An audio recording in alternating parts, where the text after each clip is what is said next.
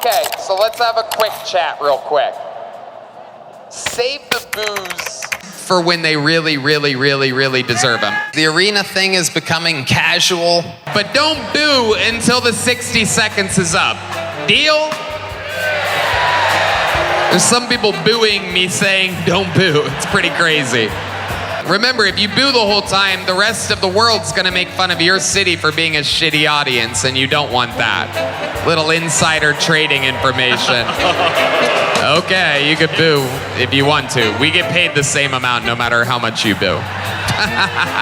The arena thing is becoming casual. Fan sentiment around Kill Tony has been dropping more dramatically than Brendan Schaub's ability to finish a sentence. People seem angrier with each new episode, though exactly why isn't always obvious. A lot of factors play into it, and today I'm milking every reason, every symptom, and even trends that are bigger than the show, so you can finally decide if you're still hearing it both ways. But before we dive into the hate fest you all came for, let's unpack the outside factors that might be fueling the show's growing negative perception. We'll definitely hate on all the right people, but we'll hate precisely and purposefully, like my mother when she has to clean my anime body pillow.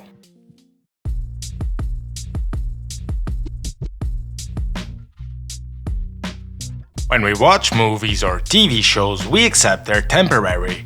There's always an ending lurking right around the corner. However, that's not the case with serialized online content. With low production costs and no suits pulling the strings, these shows can keep going as long as there's an audience willing to watch. At this point, Kill Tony has more episodes than South Park, Sopranos, Walking Dead, and Game of Thrones combined. If you add to that binge-watching habits, it's easy to see how people can get fatigued and start finding it all repetitive after a while. Of course, I'm not claiming every online show is doomed after 10 years, but when folks are out there complaining about guests and asking for Adam Ray to dress up as an alien dressed as the Pope, that tells me that people are sick of the rinse and repeat.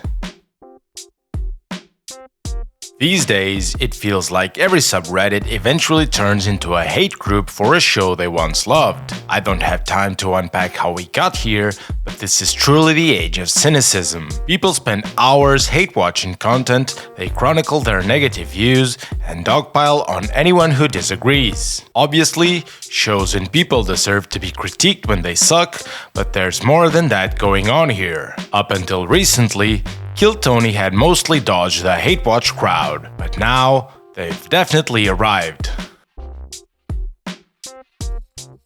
It's probably less of a factor than the last two, but plenty of folks are definitely piggybacking on the hate crowd to sneak in their political takes. Of course, this is to be expected when Tony and Rogan go all in backing a specific political candidate or party. But the point is, with how people obsess over politics now, some will twist literally anything Tony says or does into an attack on their beliefs, even if it's not political at all.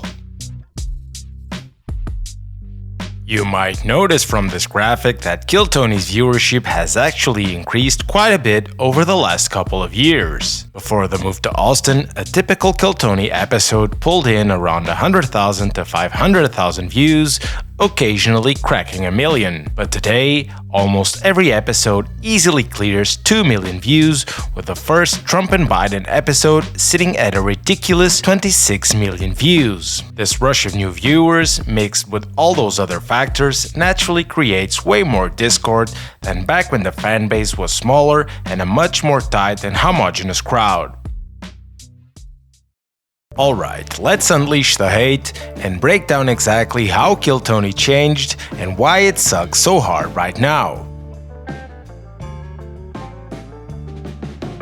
It's easy for fans to criticize Tony for this, but let's be real, if we've been grinding and fighting for something since 2013, we'd probably end up doing the exact same thing. These days, the show's production feels laser-focused on chasing bigger venues, higher-profile guests, and grabbing the widest audience possible. Sure, that approach can create viral moments and wild train wrecks that you can't look away from, but it doesn't always make for the best viewing experience. Ironically, it's the same corporate hustle Tony used to hate on. It's all about numbers, higher production value, bigger deals and revenue, while the actual fan experience gets pushed further down the priority list. And despite its effort to be edgy, which we'll address in a second, to me, the show actually ends up feeling kind of bland, which is what happens when you try to please such a wide array of people.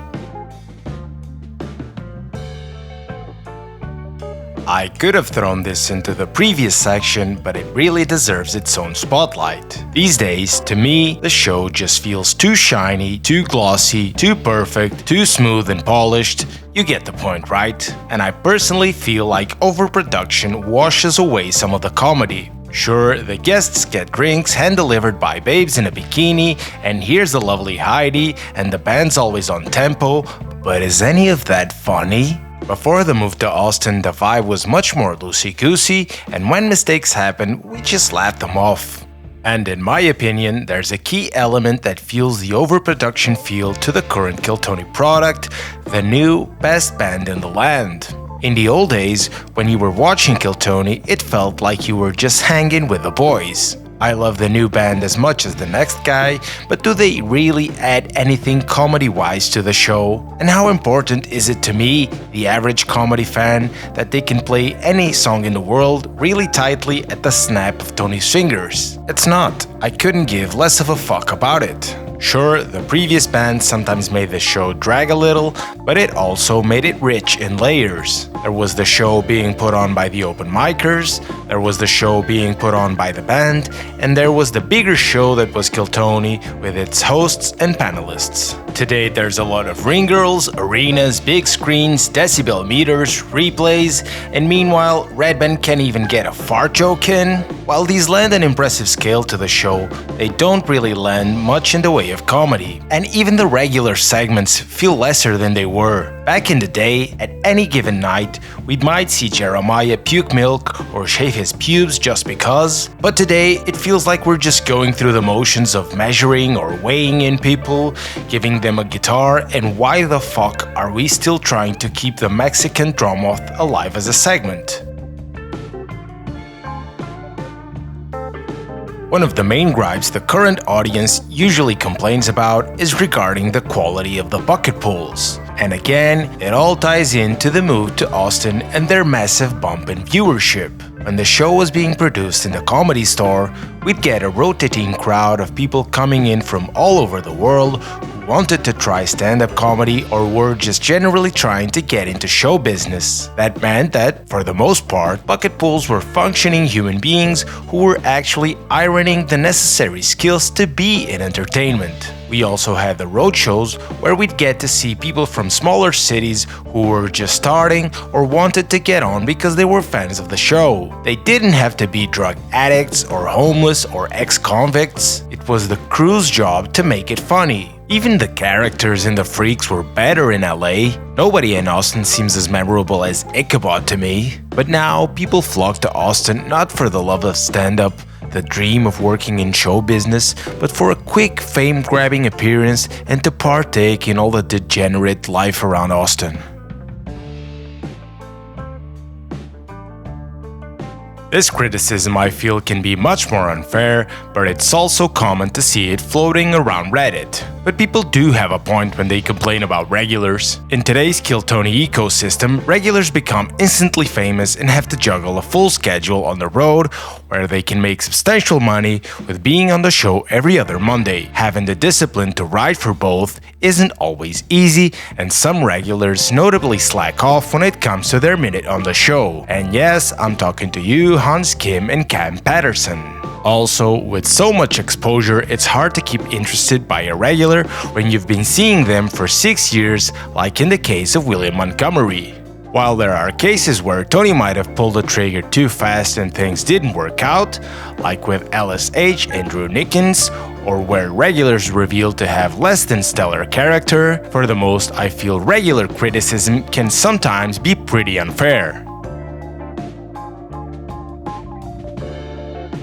Maybe because of how the show is chasing the bigger numbers and trying to justify higher production overhead, it feels like gradually the audience was calibrated to seek shocking moments rather than humor. I think you can really feel it in today's audience. The comedy minute feels like an afterthought, and they're only waiting for the Jerry Springer special during the interview. I can't believe that there are still people going on about how comedy should never punch down or whatever, and I think those people should be banned from every comedy club in the world, but I definitely feel like Kill Tony once was actually edgy in a good way, but now just tries to be.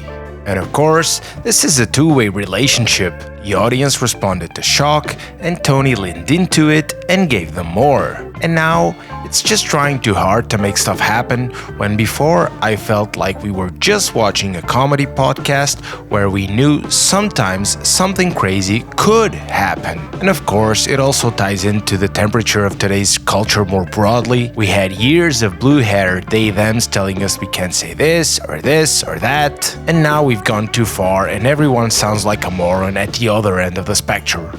Anyway, it feels more like Jerry Springer than comedy, and it feels like overproduced trash, so it definitely belongs on Netflix, where all things I will never pay for end up on. So I guess that's my thoughts on the current Kill Tony product.